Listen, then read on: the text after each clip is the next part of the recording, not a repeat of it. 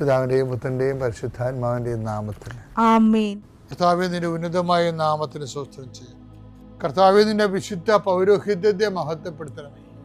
കർത്താവെ, സഭയിലുള്ള സാന്നിധ്യം പ്രകടമാക്കണമേ.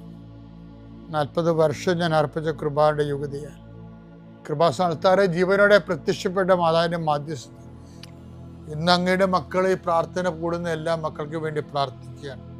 കർത്താവ്, കിടപ്പായിപ്പോയവർ, ഇങ്ങനെ ഒരു ആരോഗ്യമുണ്ട് പക്ഷെ കിടന്നു പോയവർ, ചിലപ്പോൾ അപകടം ഉണ്ടായി കിടന്നു പോയവർ, കർത്താവെ പ്രഷർ വന്ന് കിടന്നു പോയവർ, കർത്താവിൻ്റെ തിരുമുറുവാർന്ന വലതുകരം ആണിപ്പെടുതാടുന്ന അത്ഭുതകരം ആ കിടന്നുപോയ മക്കളുടെ മേൽ ശരീരത്തിൽ തലയ്ക്കപ്പെടട്ടെ. യേശുക്രിസ്തു ഉന്നതമായ നാമത്തിൽ നീ സൗഖ്യം പ്രാപിക്കട്ടെ എന്ന് കൽപ്പിക്കുന്നു. കർത്താവെ, പടല പിണക്കങ്ങളും തൊഴുത്തിൽ കുത്തുമൂലം കുടുംബത്തിൽ കലഹവും കോലാഹലങ്ങളും സമാധാനം നഷ്ടപ്പെട്ട കുടുംബങ്ങൾ, നീ ഏത് ഭവനത്തിൽ പ്രവേശിക്കുമ്പോഴും ആ ഭവന സമാധാനം ആശംസിക്കണം. സമാധാന ദൂതൻ അവിടെ ഉണ്ടെങ്കിൽ നിൻ്റെ സമാധാനോടെ ഭരിക്കും. കർത്താവെ, അടിയൻ്റെ പ്രാർത്ഥന കൊണ്ടും അമ്മയുടെ പ്രത്യക്ഷീകരണം കൊണ്ടും കർത്താവെ ആ കുടുംബങ്ങൾക്ക് സമാധാനം ഉണ്ടാകണമെന്ന് പ്രാർത്ഥിക്കുന്നു. പഠിക്കാൻ പോകുന്ന കുഞ്ഞുങ്ങൾ, പഠിക്കുന്നതിന് വേണ്ടി ഒരുങ്ങുന്ന കുഞ്ഞുങ്ങൾ, കർത്താവെ എന്തെല്ലാം കാര്യങ്ങൾക്ക് വേണ്ടി മക്കളെ വേദനിച്ചുകൊണ്ട് ആശങ്കപ്പെട്ടുകൊണ്ട് കണ്ണുനീരോടെ വിഷമിക്കുന്നുണ്ടോ ആ മേഖലയിലെല്ലാം പരിശുദ്ധാത്മ പ്രവർത്തിച്ചുകൊണ്ട് നിൻ്റെ വിഷയത്തിൽ ദൈവം തീരുമാനമെടുക്കാൻ പോകുന്നു. കർത്താവിൻ്റെ മുമ്പിൽ നീ ജാഗ്രതയോടെ പെരുമാറുക. കർത്താവെ, അകലം വിട്ടുപോകുന്നവർ, രാജ്യം വിട്ടുപോകുന്നവർ, വീട് വിട്ടുപോകുന്നവർ, ഞങ്ങൾ കണ്ണുമ്പിൽ മറയുന്നവർ കർത്താവിൻ്റെ കൃപയാൽ നിറക്കപ്പെടട്ടെ എന്ന് പ്രാർത്ഥിക്കുന്നു.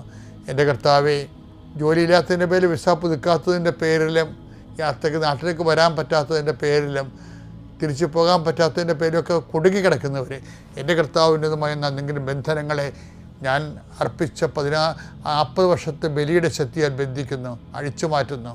കർത്താവിൻ്റെ കരുണ നിന്നെ ആവശ്യിക്കുകയും നീ വിടുതൽ പ്രാപിക്കുകയും ചെയ്യട്ടെ. I command you in the name of Jesus Christ, you be healed and delivered. പിതാവും പുത്രനും പരിശുദ്ധാത്മാവിൻ നീക്കും. ആമേൻ. അമ്മേ പരിശുദ്ധ അമ്മേ, അമ്മേ പരിശുദ്ധ ദൈവമാതാവേ, കൃപാസനത്തിലൂടെ ഞങ്ങൾക്കും ഞങ്ങളുടെ ദേശത്തിനും അമ്മ മധ്യസ്ഥം തേടി തന്ന എല്ലാ അനുഗ്രഹങ്ങൾക്കും കൃപകൾക്കും ഞങ്ങളിപ്പോൾ ഹൃദയം നിറഞ്ഞ നന്ദി പറയുന്നു. അമ്മേ പരിശുദ്ധമ്മേ ദൈവമാതാവേ, 2004 ഡിസംബർ 7 ഉച്ചകഴിഞ്ഞ് 2:30 കൃപാസനത്തിൽ സംഭവിച്ച അമ്മയുടെ പ്രത്യക്ഷപ്പെടലിനെ കുറിച്ച് തിരുസഭയ്ക്ക് സമർപ്പിച്ചിരിക്കുന്ന പഠനരേഖകളുടെ മേൽ സഭാത്മകമായ പഠനം ആരംഭിക്കുവാൻ ഞങ്ങൾ പ്രാർത്ഥിക്കുന്നു. അമ്മേ പരിശുദ്ധമേ, ഭൂസ്വർലോകങ്ങളുടെ രാജ്ഞിയായ അങ്ങേയ്ക്ക് ഭൗമസംരക്ഷണത്തിനായി പ്രപഞ്ചപ്രകൃതിയെ തന്നെ തിരുസഭ പ്രതിഷ്ഠിക്കുവാൻ ഈ പ്രത്യക്ഷീകരണം വഴി ഇടയാക്കണമേ. പരിശുദ്ധമേ, ജപമാല മാതാവേ, സകല കൃപാസനം പ്രാർത്ഥനയോടും ചേർത്ത് ഞങ്ങളിപ്പോൾ പ്രാർത്ഥിക്കുന്ന ഈ കുടുംബത്തിന്റെ പ്രത്യേക നിയോഗം പറ മക്കളെ.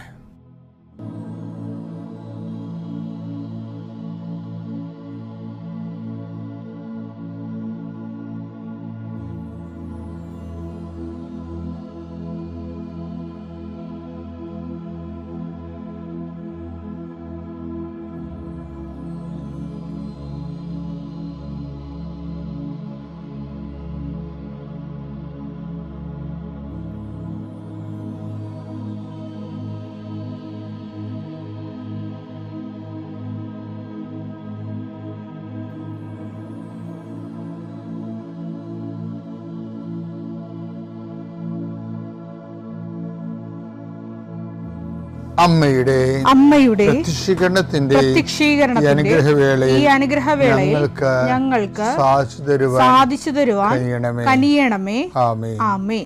എൻ്റെ പ്രിയപ്പെട്ടവരെ, വിവേചന വരമാണ്, പരിശുദ്ധാത്മാവിൻ്റെ ഒരു വരമാണ്. നമ്മൾ ചോദിച്ചാൽ ആർക്കും ദൈവം തരും.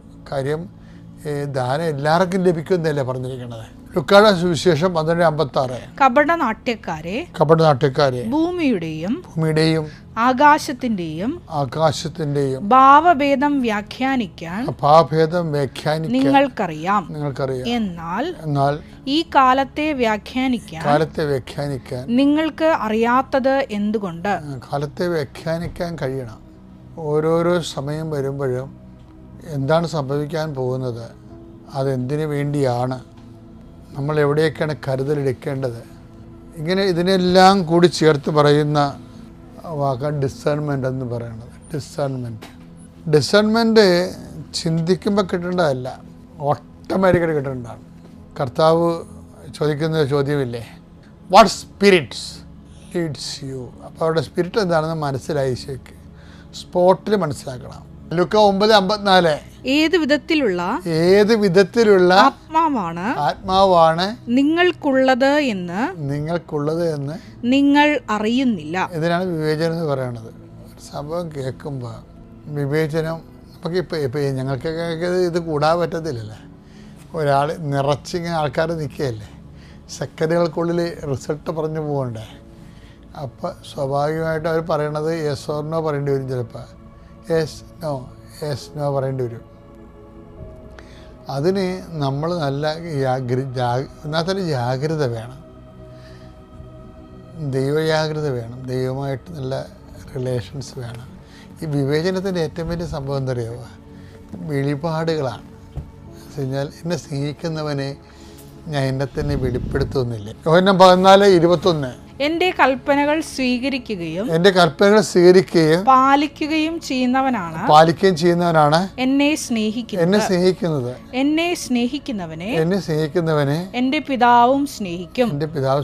ഞാനും അവനെ സ്നേഹിക്കുകയും എന്നെ അവന് വെളിപ്പെടുത്തുകയും ചെയ്യും. ഇതാണ് ഒരു പ്രശ്നം. വിവേചന വരത്തിന് സഹായിക്കുന്നത് വിവേചനം ഒരു വെളിപാടാണ്. ശരിക്കും കർത്താവുമായി നല്ല ബന്ധമുള്ളവരാകുമ്പോൾ അതിനകത്തുള്ള വിഷയം നമ്മൾ നശിക്കാൻ ദൈവം ആഗ്രഹിക്കത്തില്ല, നമുക്ക് തെറ്റുവരാൻ ദൈവം അനുവദിക്കത്തില്ല. അതാണ് എൻ്റെ നിർമ്മലൻ അഴിഞ്ഞു പോകാൻ അനുവദിക്കത്തില്ല. അതെല്ലാം ഇന്റർകണക്റ്റഡാണ്. സങ്കീർത്തനം 16:10 അവിടുന്ന് എന്നെ പാതാളത്തിൽ തള്ളുകയില്ല, അങ്ങയുടെ പരിശുദ്ധൻ ജീർണിക്കാൻ അനുവദിക്കുകയില്ല. നമുക്ക് ഇടറുണ്ടാകാൻ ദൈവം അനുവദിക്കത്തില്ല. അതുകൊണ്ട് അപ്പം തന്നെ പറയും ഇത് ശരിയാണ് അല്ലെങ്കിൽ തെറ്റാണെന്ന് പറയും. വിവേചനപരത്തിൻ്റെ ഒരു സോഴ്സ് ഇൻറ്റിമസിയാണ്. ശരിക്കും ഡിസേൺമെൻറ്റ് ഔട്ട് ഓഫ് ഇൻറ്റിമസിയാണ് വരുന്നത്. നമ്മൾ ഇത്രയും നാൾ പഠിച്ച ദൈവശാസ്ത്രങ്ങളല്ല അതിൻ്റെ അകത്ത് വരുന്നത്. ഇതൊരു കരിസ്മാറ്റിക് തിയോളജിയാണ് അതിനകത്ത് വരുന്നത്. അതിൻ്റെ വെളിച്ചത്തിലാണ് കാര്യം ദൈവശാസ്ത്രജ്ഞന്മാരല്ല ശരിക്കും ബൈബിളിൻ്റെ ഉപകരണമായിട്ട് വന്നത്, അപ്പോസ്റ്റലിക് കരിസ്മാറ്റിക്സാണ്. അതാണ് വിഷയം. അവർക്ക് വെളിപ്പെട്ട് കിട്ടിയ കാര്യങ്ങളാണ്, ദൈവസ്നേഹത്തിൽ അവർക്ക് വെളിപ്പെട്ട് കിട്ടിയ കാര്യങ്ങളാണ്. അതിൽ നമ്മൾ പിന്നീട് ദൈവശാസ്ത്രം കണ്ടെത്തിയതാണ്. ഈ അപ്പോസ്റ്റലന്മാർ പറഞ്ഞത് ദൈവ അനുഭവങ്ങൾ അധിഷ്ഠിതമായിട്ടുള്ള വെളിപാടുകളാണ് പറഞ്ഞിരിക്കുന്നത്. അതിൻ്റെ ഒന്നാണ് വിവേചനം എന്ന് പറയുന്നത്. വിവേചനത്തിൻ്റെ സോഴ്സാണ്. അപ്പം എപ്പോഴും എൻ്റെ മക്കൾ ദൈവസ്നേഹമുള്ളവരായിരിക്കാൻ, ആ സ്നേഹം ദൈവത്തിനെ കൂടി മനസ്സിലാക്കാൻ വേണ്ടി ശ്രദ്ധിച്ചാൽ വിവേചനം പെട്ടെന്നുണ്ടാകും. പിതാവിൻ്റെയും പുത്രൻ്റെയും പരിശുദ്ധാത്മാവിൻ്റെ നാമത്തിൽ. വിശ്വാസ പ്രമാണം. സർവശക്തനായ പിതാവും ആകാശത്തിൻ്റെയും ഭൂമിയുടെയും സൃഷ്ടാവുമായ ദൈവത്തിൽ ഞാൻ വിശ്വസിക്കുന്നു. അവിടുത്തെ ഏകപുത്രനും ഞങ്ങളുടെ കർത്താവുമായ ഈശോമിശിഹായിലും ഞാൻ വിശ്വസിക്കുന്നു. ഈ പുത്രൻ പരിശുദ്ധാത്മാവിനാൽ ഗർഭസ്ഥനായി കന്യകാമറിയത്തിൽ നിന്ന് പിറന്ന് പൊന്തിയോസ് പീലാത്തോസിന്റെ കാലത്ത് പീഡകൾ സഹിച്ച് കുരിശിൽ തറയ്ക്കപ്പെട്ട് മരിച്ച് അടക്കപ്പെട്ട് പാതാളങ്ങളിൽ ഇറങ്ങി മരിച്ചവരുടെ ഇടയിൽ നിന്ന് മൂന്നാം നാൾ ഉയർത്ത് സ്വർഗത്തിലേക്ക് എഴുന്നള്ളി സർവശക്തിയുള്ള പിതാവായ ദൈവത്തിന്റെ വലതുഭാഗത്തിരിക്കുന്നു. അവിടെ നിന്ന് ജീവിക്കുന്നവരെയും മരിച്ചവരെയും വിധിക്കുവാൻ വരുമെന്നും ഞാൻ വിശ്വസിക്കുന്നു. പരിശുദ്ധാത്മാവിലും ഞാൻ വിശ്വസിക്കുന്നു. വിശുദ്ധ കത്തോലിക്കാ സഭയിലും പുണ്യവാന്മാരുടെ ഐക്യത്തിലും പാപങ്ങളുടെ മോചനത്തിലും ശരീരത്തിന്റെ ഉയർപ്പിലും നിത്യമായ ജീവിതത്തിലും ഞാൻ വിശ്വസിക്കുന്നു. ആമേൻ. സ്വർഗ്ഗസ്ഥനായ ഞങ്ങളുടെ പിതാവേ, അങ്ങയുടെ നാമം പൂജിതമാകണമേ. അങ്ങയുടെ രാജ്യം വരണമേ. അങ്ങയുടെ തിരുമനസ് സ്വർഗത്തിലെ പോലെ ഭൂമിയിലും ആകണമേ. അന്നു വേണ്ടുന്ന ആഹാരം ഇന്ന് ഞങ്ങൾക്ക് തരണമേ. ഞങ്ങളോട് തെറ്റ് ചെയ്യുന്നവരോട് ഞങ്ങൾ ക്ഷമിക്കുന്നത് പോലെ ഞങ്ങളുടെ തെറ്റുകൾ ഞങ്ങളോടും ക്ഷമിക്കണമേ. ഞങ്ങളെ പ്രലോഭനത്തിൽ ഉൾപ്പെടുത്തരുതേ, തിന്മയിൽ ഞങ്ങൾ രക്ഷിക്കണമേ. ആമേൻ. നന്മ നിറഞ്ഞ മറിയമേ സ്വസ്തി, കർത്താവ് അങ്ങയുടെ കൂടെ സ്ത്രീകളിൽ അങ്ങ് അനുഗ്രഹിക്കപ്പെട്ടവളാകുന്നു. അങ്ങയുടെ ഉദരത്തിൻ ഫലമായി ഈശോ അനുഗ്രഹിക്കപ്പെട്ടവനാകുന്നു. പരിശുദ്ധ മറിയമേ, തമ്പുരാന്റെ അമ്മേ, പാപികളായ ഞങ്ങൾക്ക് വേണ്ടി ഇപ്പോഴും ഞങ്ങളുടെ മരണസമയത്തും തമ്പുരാനോട് അപേക്ഷിക്കണമേ. ആമേ. മകള് മരിയാറാണി, അവൾ ബാംഗ്ലൂർ BSc ട്രിപ്പിൾ മൈൻ എടുത്ത് പഠിക്കുകയായിരുന്നു. അതായത് മാത്സും കമ്പ്യൂട്ടർ സയൻസും സ്റ്റാറ്റിയും 3 കോമ്പിനേഷൻ നല്ല ടഫ് വിഷയങ്ങളായിരുന്നു. പക്ഷേ കൊച്ച് വലിയ മിടിക്കൊന്നുമല്ല, അവളൊരു ആവറേജ് സ്റ്റുഡൻ്റാണ്. പക്ഷേ പ്രാർത്ഥനയിലും അവൾ ഓൺലൈൻ ഉടമ്പടി എടുത്ത് പ്രാർത്ഥിക്കുമായിരുന്നു. ജപമാല പ്രാർത്ഥനയും എല്ലാം. നമുക്കറിയാം ബാംഗ്ലൂരിലൊക്കെയുള്ള കുട്ടികളുടെ ജീവിതശൈലി, എൻ്റെ മകൾക്ക് അവിടെ റൂമിലുള്ള പിള്ളേരുടെ ജീവിതം അത്രയും അങ്ങോട്ട് ഇഷ്ടപ്പെടുന്നില്ലായിരുന്നു. അവസാനമായപ്പോൾ എന്നോട് പറയും, അമ്മ എനിക്ക് വേണ്ടി നന്നായിട്ട് പ്രാർത്ഥിക്കണം, അമ്മയുടെ മോൾക്ക് വേണ്ടി അമ്മ നന്നായി പ്രാർത്ഥിക്കണം. ഇടയ്ക്ക് ഇരിക്കുമ്പോൾ എനിക്കൊരു മെസ്സേജൊക്കെ വരും. പക്ഷേ കക്ഷി എന്നോട് തുറന്നൊന്നും പറയത്തില്ല, ഞാൻ ടെൻഷനാകാതിരിക്കാൻ. അവസാനം എന്നോട് പറഞ്ഞു, അമ്മ ഇവരുടെ പോക്കത്ര ശരിയല്ല. ഞാൻ പറഞ്ഞു, മോൻ എങ്ങും പോകണ്ട, നിനക്ക് കൂട്ട് അമ്മയുണ്ട്, മാതാവുണ്ട്. അവളവിടെ പ്രത്യക്ഷീകരണ പ്രാർത്ഥനകൾ ചൊല്ലി നേർച്ച വസ്തുക്കൾ, ഞാൻ പറയും മോനെ കൂട്ടുകാരുടെ മുറിയിലോട്ട് കൊണ്ടിട്ടോ, അങ്ങനെയൊക്കെ ഇട്ട് അവൾ എന്നോട് പറയുമ്പോൾ ഞാൻ അവർക്ക് വേണ്ടിയിട്ടാണ് ജപമാല ചൊല്ലുന്നത്. അങ്ങനെ അതിനെല്ലാം തരണം ചെയ്തുകൊണ്ട് അവരുടെ എല്ലാ നടുവിൽ നിന്ന് ആ പ്രയാസത്തിനിടയിൽ അവൾക്ക് അവിടെ മറ്റൊരു കൂട്ടുകാരി ഒരു അഭയസങ്കേതം കൊടുത്ത് ആ ഒരു സാഹചര്യത്തിൽ അവൾക്ക് താങ്ങും തണലുമായി ഒരു വീട്ടുകാരെത്തി. അവരെ ഞാൻ ഈ സമയത്ത് ഓർത്ത് പ്രാർത്ഥിക്കുകയാണ്. അത്രമാത്രം കടപ്പാടാണ് ഒരു ആത്മീയ ജീവിതത്തിൽ നിലനിന്ന് പോകുന്നതിനും. 75% മാർക്കോടെ ടോട്ടൽ പെർസെൻറ്റേജിലും ലാസ്റ്റ് സെമ്മിലാണ് കൊച്ച് ഏറ്റവും കൂടുതൽ കഷ്ടപ്പെട്ടത്. ആ സമയത്ത് അവൾ പറയുന്നത്, എനിക്ക് ഏറ്റവും കൂടുതൽ മാർക്ക് 80% എൻ്റെ ലാസ്റ്റ് സെമ്മിന്. അങ്ങനെ മാതാവിൻ്റെ ഒത്തിരി അനുഗ്രഹങ്ങൾ അവൾക്കും ലഭിച്ചു.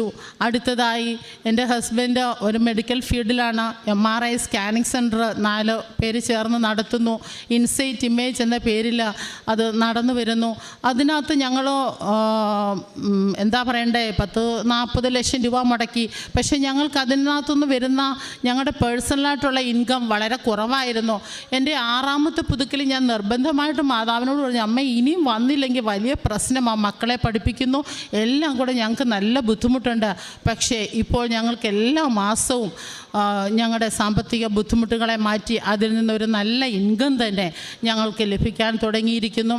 അതിൽ നിന്ന് ഞങ്ങൾ രോഗികൾക്കും പാവപ്പെട്ടവർക്കുമായിട്ട് തന്നെ കൃത്യമായ ദശാംശം, അത് പാവപ്പെട്ട പേഷ്യൻസ് വരുമ്പോൾ എൻ്റെ ഭർത്താവിന് വളരെ സന്തോഷമാണ്.